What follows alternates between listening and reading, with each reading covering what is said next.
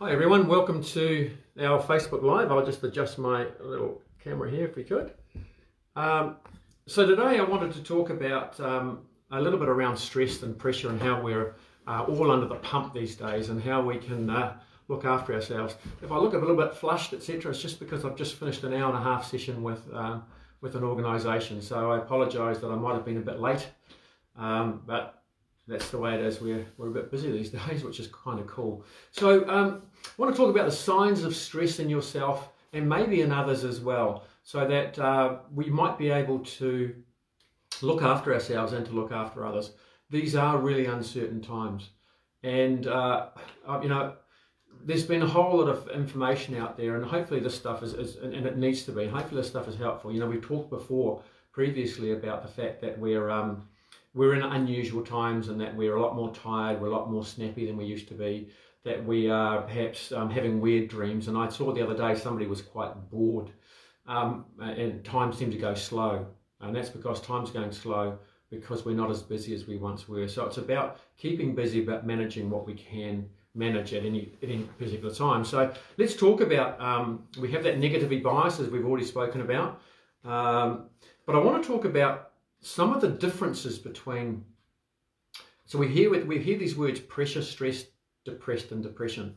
So if I can spend a bit of time explaining what those might be. So pressure, what is pressure? So pressure as a general rule is what we are all under at certain times in our lives. And with our work we might be under pressure there.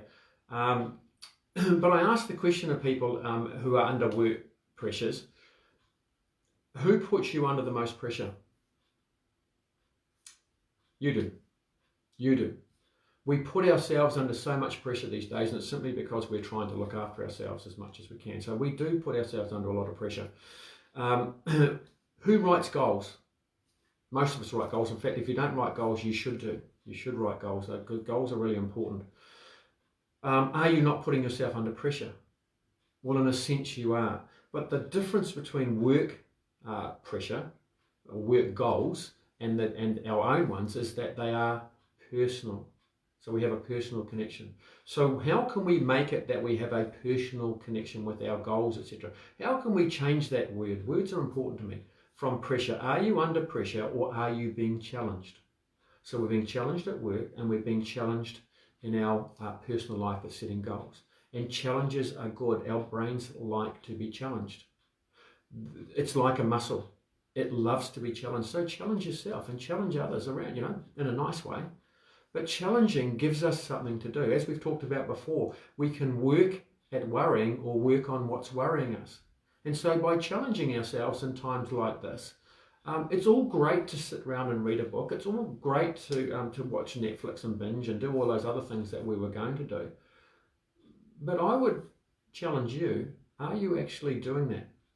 Are you concentrating on the books that you're reading? Are you, I've had a number of tasks that I was supposed to do while I'm and been asked, it's not lockdown, while I've been asked to stay at home. And I haven't done half of them. I'm supposed to be editing my book, and it's been back here for 2 weeks from the editors, and I'm supposed to review it so it can get published on time. And it's all around this stuff. And I've been putting it off. I took over Easter 4 days. My family think I'm crazy, and I know one of them's watching this right now. In fact, probably two of them are. I painted all the inside of the wardrobes in the house because they weren't painted. The house had been refreshed before we bought it. And so I painted them all the same colour. Look crazy. What a crazy guy I am. But what it did was it kept me busy. So I've heard people say that time seems to go slow. It's because we're just not as busy as we normally are. And so really important to make sure that we do keep ourselves occupied with things. And so please do keep yourself occupied.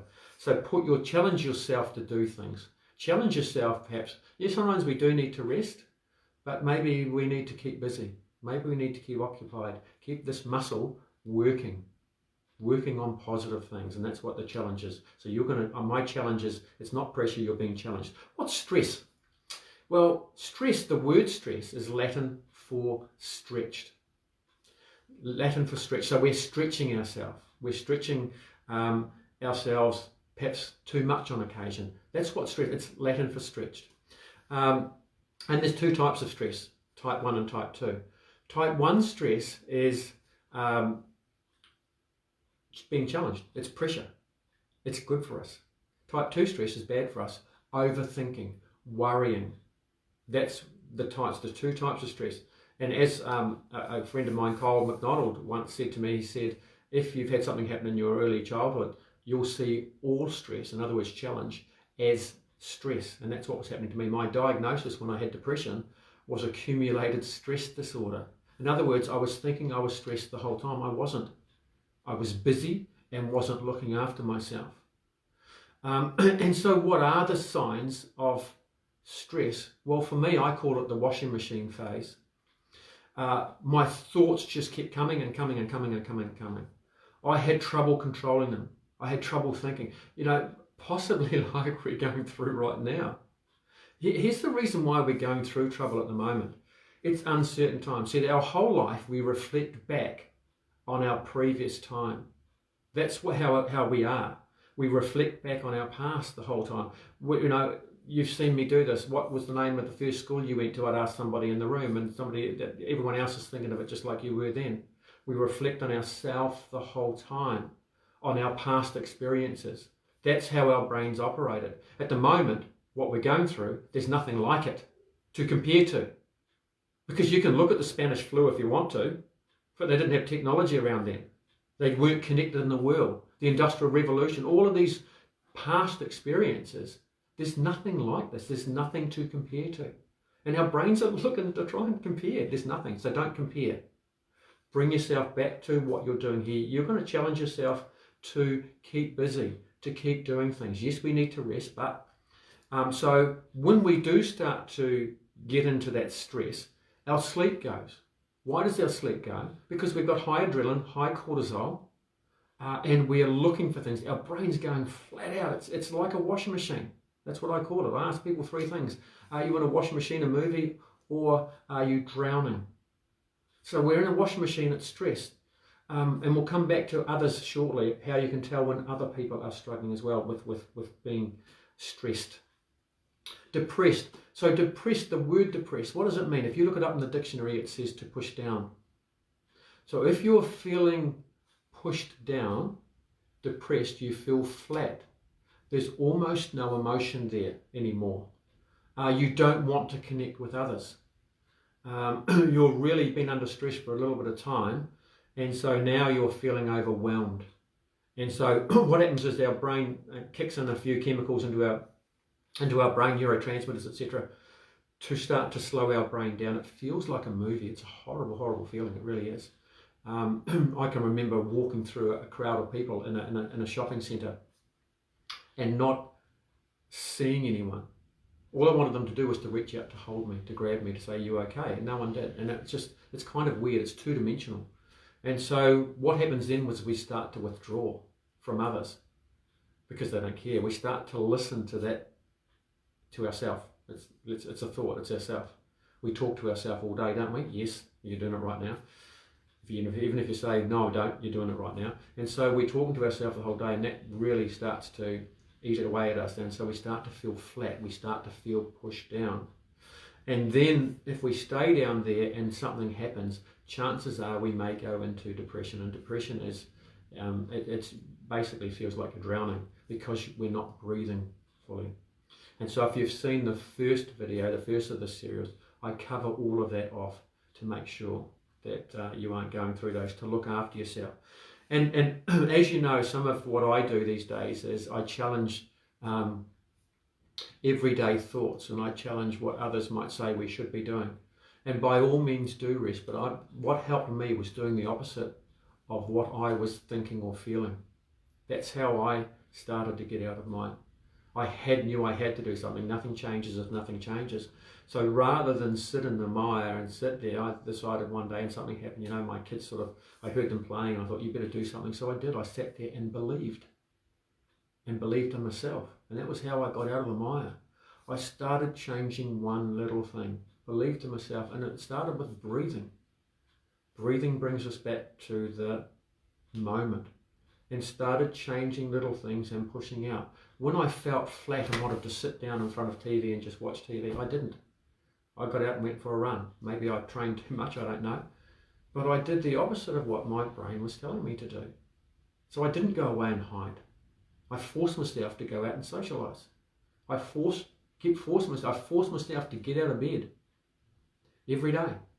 And just by doing those little things, I was able to tell my brain, stop being a dick, get up, dress up, front up, and start to slowly build it. It wasn't an easy task, but controlling breathing.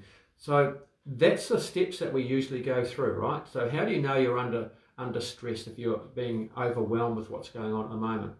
Well, probably your breathing's become short and shallow. Probably you can't stop your thoughts. They're going flat out. More than likely your breathing has changed. And when your breathing does change, it changes your physiology, changes psychology. So your thoughts become even more negative. And so just simply doing that breathing technique that we talked about in the very first exercise brings us back, controls what we do. You know, I've just, and I'm so grateful for this guy who reached out to me. And I won't say anything about him, but he reached out because he was struggling. And he said to me, he said, you know, and he cried, he burst out into tears. And I thought, good on you, mate. Good on you. Let's get that out of the way for a start. Cry, you know, go on, I can hear it. And I sat him down and did this breathing technique over the phone. And, you know, 2 days later, he came back and said, I'm doing this, I'm doing the breathing, I'm doing this, and I can't believe how much it's helped. And so, breathing, I just can't really believe that it's so simple.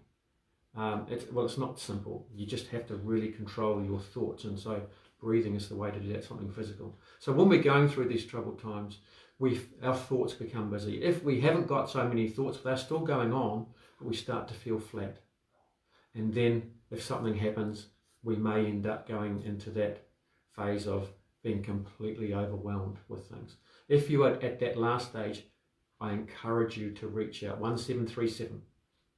Reach out to them. They're a good organisation. I went and visited them, so that's why I do promote them now. 1737. I went into Auckland just to meet with a couple of them.